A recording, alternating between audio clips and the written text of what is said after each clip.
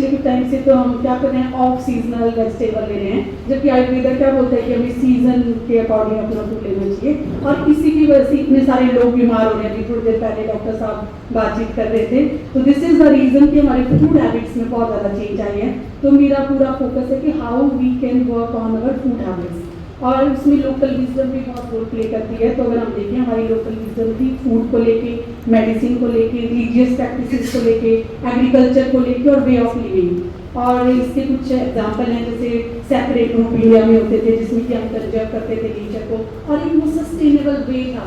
आज हमें क्यों जरूरत पड़ रही है सस्टेनेबल डेवलपमेंट की बात करने की, क्योंकि हमने कहीं ना कहीं उस अपनी पुरानी विजडम को हमने खो दिया है, जिसमें कि हम पूजते थे, वृक्षों को पूजते थे, नदियों को पूजते थे, उनका सम्मान करते थे, इसलिए हम उनको हार्म करने की सोच भी नहीं सकते थे। तो हमारे हिमाचल में भी बहुत ज़्यादा है सेक्रेड ग्रुप 5000, राजस्थान में सबसे ज़्यादा, मुझे लगता है राजस्थान के काफ़ी लोग यहाँ पे बैठे हैं।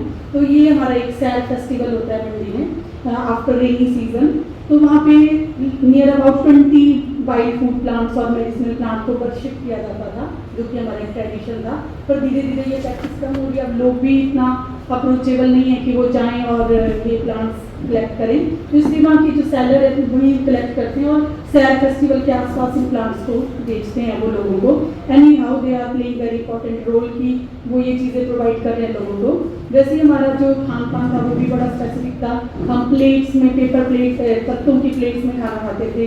तो हमारे रीजन मंडी में तो अभी भी बहुत प्रचलित है कि पलाश की पत्तियों में, तौर की पत्तियों में भोजन सर्व होता है।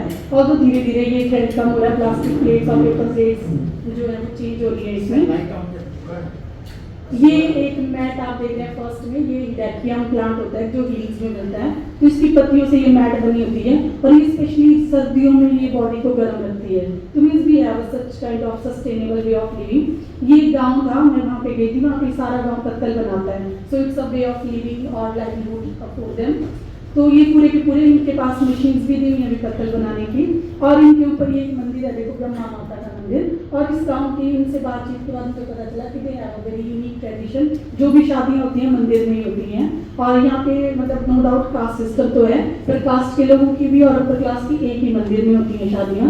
तो ये भी एक सस्टेनेबल वे है कि जो भी चीज़ें, ऐसे आप सोचिए एक अलग अलग घर में शादियाँ होती हैं गाँव में अदरवाइज, तो कितना आपको एक्सपेंडिचर करना पड़ता है, पानी और सब चीज़ों की टेंशन भी, और ये भी, और ये सस्टेनेबल वे है। जो लकड़ियाँ रह जाएंगी वो अगले फंक्शन में यूज़ होंगी।